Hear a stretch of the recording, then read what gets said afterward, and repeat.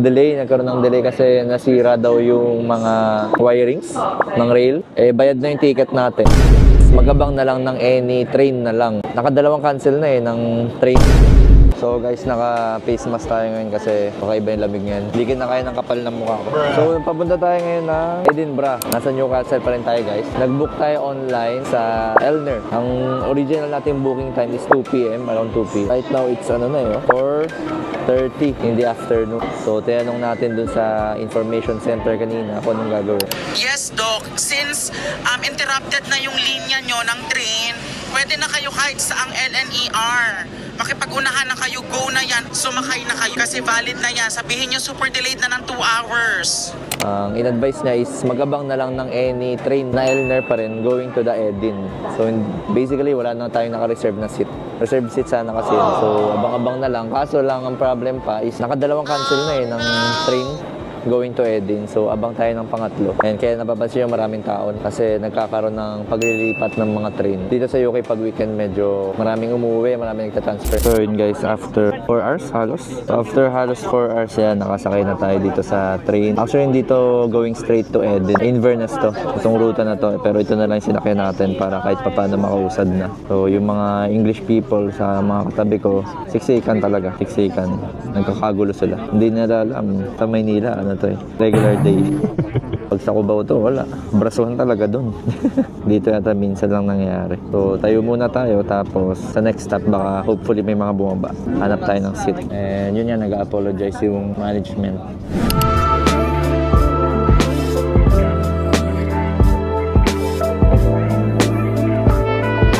So guys, andito na tayo ngayon sa Edinburgh. Pansin niyo yung mga bahay din dito. Para siyang sobrang luma. City to City yan. Pero luma yung mga bahay. Ngayon ay 7:30. Ay salamat. Nakaraos din doon sa struggle na train. Hanap na tayong taxi para punta tayo sa ating Airbnb. So guys, nag-book na lang tayo ng Uber. Uber na lang. Dito lang tayo pick up dito sa pick up spot natin. And yung pick up, yung mga Uber dito medyo social Mercedes din ang pick up sa atin. Ayun na. You're going to be French. I told you from French. And it does that because I could say you're from upstairs. Yeah. And I can't see underneath the bridge. Yeah lang tayo. It's cold here. Or not so much. No. We came from the Philippines. Oh, wow. Budol na budol ako dito sa Sainsbury ng Edinburgh. So, nag-decide tayo na mag-grocery muna bago matulog kasi wala tayong makain. Gutom na ako. Kasi ito, nakita ko ang daming pwedeng kainin. Ito na yung mga nabili natin, guys. Ayan, chicken breast show. Tapos protein ng yogurt, tapos salted caramel. Tapos yan yung Yakult nila. May flavor. Lemon. Ayan, may mga raspberries. Mga pagastos tayo nito. May iwas convert talaga muna dito sa mga food na to. Tapos ito, yung chicken nila, steam lang talaga. Tapos ready to eat na siya, steam lang. Ang galing dito, Sainsbury, 2.4 pounds, pero 180 grams. 160 plus in peso. Pero pwede na yan kasi wala nang skin. Tapos naka-slice na. Dami. Hindi na ako umalis dito sa food station. Solid dito guys. Solid. Hindi naman pala ganun kamahal. Parang tansya ko para lang siyang comparable lang sa Philippines na grocery. So yun nga, as I was saying, yung sinasabi ko, pamili natin, may fruits na to, may mga ulam, mga ready to cook, may sabong panlaba. Nasa 2,000 pesos.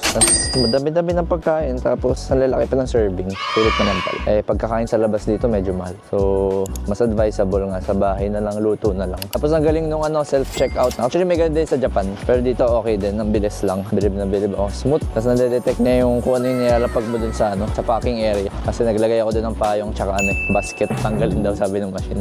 Ang ilalagay lang dun yung mga grocery items. Yun, uwi na tayo and kain na muna ng dinner. So guys, good day today dito sa Scotland, Edinburgh. Actually hindi naman masyadong good day kasi tinan nyo ang ulan. Tuloy-tuloy yung ulan simula kahapon pagdating natin dito. And sobrang lamig. Tingnan nyo yung layers ko ng damit. Shirt, sweatshirt, hoodie, jacket. Tara na! So if mag-navigate tayo guys around the city, bus lang rin dito. May mga bus stop naman. Tapos nakapila yung mga tao. Umusok yung bibig ko dito. So yung buses nila dito guys, same naman sa sa Singapore. May mga sila, may mga switch. Kung gusto mo na mag-stop sa certain place, pindutin mo lang yung stop button. Vaseline Gluta Haya. What if I tell you na yung glow up na hinahanap nyo ay nasa isang product lang. Guys, ever since dito na talaga ako tiwala, ito yung ginagamit kong everyday lotion. Meron kasi itong Glutaglow technology na nakaka-help na mag-brighten and matanggal yung mga dark spot. Meron din itong hyaluron para ma-maintain yung moisturized na skin. And of course, serum burst technology para hindi siya malagkit sa pakiramdam. And naimbitahan nga rin pala tayo guys bilang guest sa Vaseline event na kung saan makikita natin dyan yung mga doctors, yung mga iba't ibang skin specialist, and in-explain doon yung mga premium ingredients ni Vaseline. So, as a healthcare professional, I highly recommend Vaseline Gluta-Hya para matanggal na yung mga dark spots, dry skin, and para protected ang ating balat. Nandito tayo guys sa isang museum. Siyempre, pag libre, pasok agad tayo dyan. Libre lang siya. Pasok lang kayo tapos i-tour. Pwede i-tour itong lugar na to.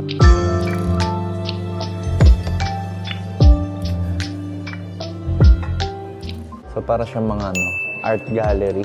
Yung mga paintings, yung mga sculptures, guys, mga paintings and photography. So, explore natin to. It is 8 in the evening na. Evening na yan. Nakapag-vlog masyado dun sa, sa city. Pero kung makikita nyo, may mga unti akong kinuha ng videos dyan. City center yan, pero nakakabilib kasi katabi lang talaga nung city center. Andun na yung mga Kastilyo agad, so nakakabilib siya. Isa ko ba napansin, sa Newcastle, yung mga pedestrian crossing, sa mixing experience ko doon, hindi masyadong sinusunod. Kahit naka-red pa yung pedestrian, tumatawid na. Pero dito sa Eden, medyo mas sinusunod nila. Kapag red, bawal. Pag green, doon ka palang tatawid. Ewan ko, baka ako lang yung ganun sa Newcastle. Hindi, ibang napapansin ko, ibang mga puti din na iba, hindi sila sumusunod. Dito mas strict sila, so mas maayos. Last few days daw, maaraw dito sa Edinburgh. Pero since meron tayong balat sa puwet, pagpatong natin dito sa Edinburgh, biglang umulan. Hindi makapagpa-picture na maayos dun sa mga tourist spots nila. So ngayon, punta muna tayong gym. Yes sir! Bawal mawala ang ating pagiging healthy lifestyle, ang pagiging active natin. Ay syempre, kumakain tayo marami ngayon. Dapat nababurn natin. Yan, laki ng gym nila. Pure gym to, pure gym. Luwag. May studio pa dito. Kaso wala eh. Walang nagtuto eh. Uy, grabe naman. Gulat naman ako, bigla nag-open. Akala ko walang ilaw. Hindi ka magpan-trophy ko dito eh.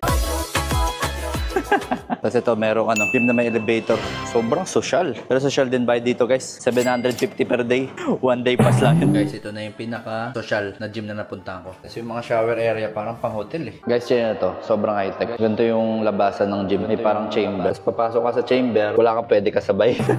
Bawal yung mga puslit.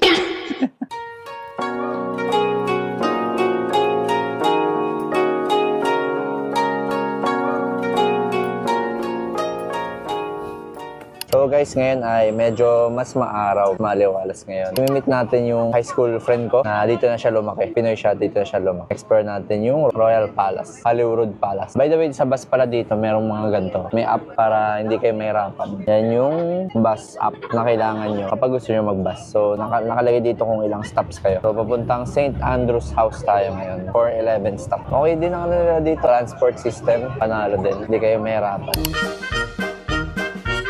Guys, andito tayo sa pinakatuktok ng Edinburgh Castle. Tapos may mga kanyon sa gilid kasi kailangan maproteksyonan si King. Tapos andito lahat ng nasasakupan. Dito sa castle na to, yan, may mga maliliit na bahay doon. Diyan nakatira yung mga niya. Siguro mga nasasakupan niya. So protektado sila dito. Ito yung buong Edinburgh. Tapos may dagat doon.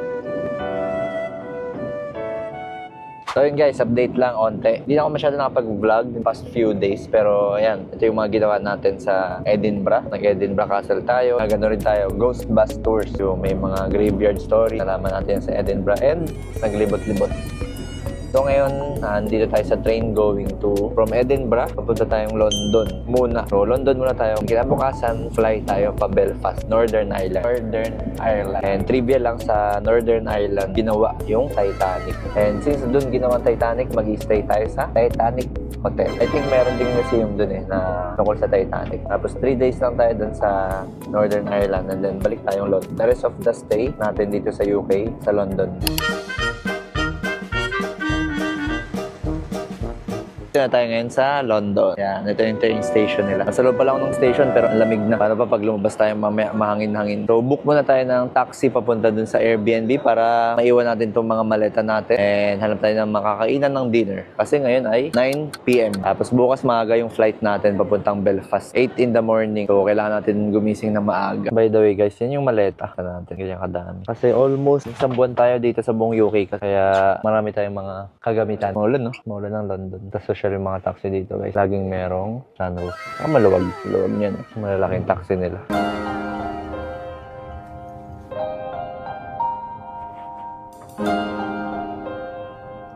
Ito guys, parang 40 kilos. Yeah.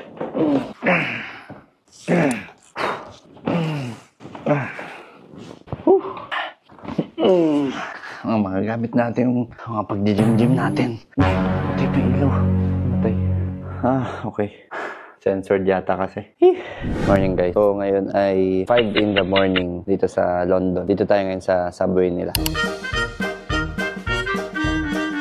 Kung nagtataka kayo bakit tayo maaga gumising, kailangan natin pumunta sa airport. 8:30 ang airport natin. Ang flight natin papuntang Belfast. So ito yung subway nila guys. 2 minutes darating na yung train or yung tube tawag nila dito. Medyo luma guys yung ano nila, no? Yung train nila. Tsaka kung napapansin nyo dito sa London, mas urban feels, mas city feels siya. So maraming tao, medyo mas madumi ng onte. Tsaka mas maraming vandalism ng mga pader. Yung train natin.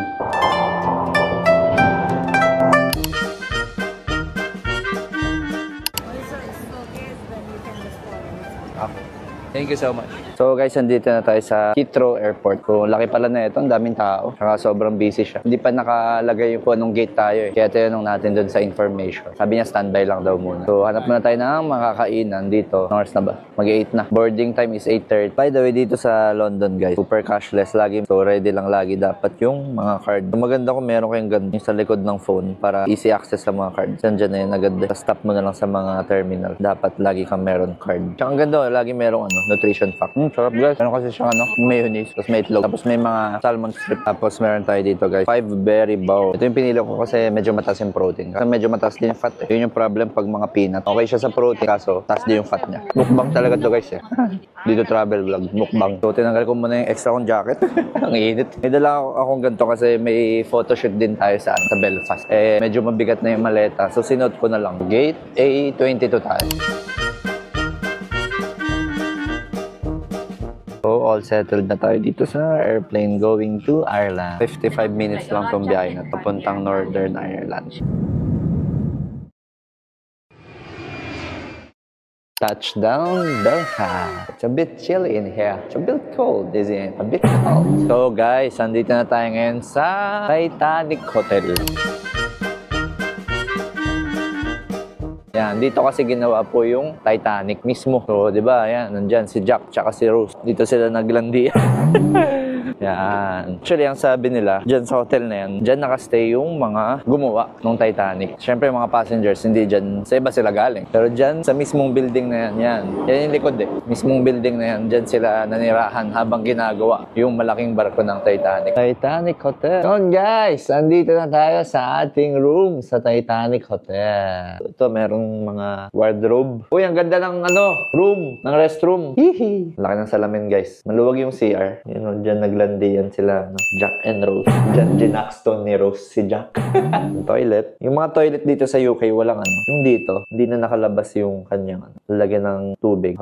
Built-in na siya dito sa pader. Pindutan na lang. So, nakaka-save sila ng space. Ano kaya siya? Ang linis. Tapos, ito yung rigging plan ng Titanic. 1912 siya tinayo. Tapos ganito yung itsura ng doors. Parang pangbarko talaga. Tapos may malaking window. Yun lang guys. Pahinga muna tayo. Yan guys, nakapahinga na tayo. And ang una nating task for today ay maghanap ng makakainan. So ito yung nakita ko. Taylor and Clay. Ito yung pinakamalapit na steakhouse. Medyo nag-crave tayo ngayon ng steakhouse. Kasi wala pa tayong matinong kain. So maganda, advisable din. Nagpapareserve muna bago kayo pupunta dun sa restaurant. Kasi minsan, hindi sila nagpapa-walk-in. Tatawagan natin to. Okay guys, so successful ang ating pagpapa-reserve. Mamaya pa tayo 8:30. So kinuha yung card details. Delikado. Kailangan siputin kasi baka kunin yung baka may reservation charge sila. Let's go! 8:30 pa, so explore muna natin yung Belfast. Let's explore Belfast very, very fast. Yung itsura ng hallway ng Titanic Hotel. Tapos sa labas, may main room dyan na naka-display yung mga... Yan, yung ganyan. Hindi ko lang tawag dyan eh. Basta ganyan. Yan, yun yung model of RMS Titanic. Laki no? Kasi ito yung tao. Ang liit ng tao dyan eh. Yun, gano'n nakalit yung mga tao. May mga paintings dyan. Tapos may mga upuan dito. Wala masyadong tumatambay eh. Tapos ito yung dining area. Kita dito. Hello guys, how's your food and diner? Hiram tayong payong guys kasi kaulanin tayo. Medyo cloudy ata. Tingnan natin baka may payong sa reception. May bayad. May dayab guys. Ito. Yan. 2 pounds din yun no? Para lang sa payong. Pero malaki naman yung payong nito. So guys ngayon, walking tayo towards dun sa binook natin na restaurant. And dito sa Ireland, medyo mas peaceful ng onte kumpara dun sa London. Tsaka less busy yung mga tao. Talagang mayamang bansa to kasi yung mga Audi, yan, Volkswagen, mga Defender, ganun, mamahalin sa atin yun, di ba? Pero dito, usual lang. Dami ko nakikitang ganun. Kumbaga yun yung ano nila, Honda, tsaka Toyota din na dito. Walking tour sila dyan. So, kung wala kang masyadong budget pambayad dyan, pwede ka gumano. Makikinig ka na lang sa mga storya ng mga street. May bayad kasi yung mga yan eh. Mga tour guide sila. Tapos, dinidescribe nila yung nangyayari. Siguro yun sa painting na yun. Tapos, makikisagap ka na lang ng chismes dun sa tour guide. Yung mga tipid tips dito. Bawat galaw dito may dayag. So, same with different places ng UK, medyo famous pa rin talaga mga pub nila kahit dito sa Ireland. Sunod na pub yan. Dito kasi talagang tradition nila, culture nila na uminom. Pero hindi naman lasing na inom. Parang nakikipagkwentuhan lang, catch up lang. Tipsy-tipsy lang ng onte, tapos after work, inom sila. Tapos yun, tapos uwi na. Hindi naman yung umaabot sa nagmamawi. Umaganda. Hindi naman nagmamawi dito kasi bawal din. Siyempre uhuliin ng mga cops, ng policemen. Tsaka pag uminom sila dito, walang pulutan. Maoy na mga ganito-ganito, no? Ano mo? Dinidin mo masama. Huh? Oo, akong ginagalit ako. Pinas lang yun. Nandito na tayo sa ating dinner time. Dinner place. Pinayagan tayo na maaga makapag-dine-in. So, nag-order tayo ng Irish Stout. Yan o, Irish Stout. Tikman natin. Lovely. Para siyang chocolate na medyo bold yung flavor niya. Hindi siya matapang. So okay siya pag hindi ka sanay mag-beer. Pwede siya. Dire-diretso ako minum mo. Hindi siya matapang pero hindi siya matabang. Filet steak. Pinakalinis cut ng steak. So yan yung lagi ko in-order. Lesser fat, higher protein. Broccoli for my fibers and for my carbs, sweet potato. So alam niyo naman, favorite ko yung sweet potato. Pero mas maganda sana kung bake or steam. Pero ito fried, okay lang. Wala silang ganun eh. Yummy. Yummy, my tummy. Amazing. Amazing taste. Amazing crispiness. Yum. So guys, dito tayo sa Mackels. Nakabili ng dessert. 2 pounds and 30 cents. Ganito siya kalaki guys. Ang laki. 170 pesos. Tikman natin. Very vanilla. Harap, habi. Lasa ngayon sa 7-Eleven. Magkano ba yun sa 7-Eleven? 50? Kalimutan ko na eh.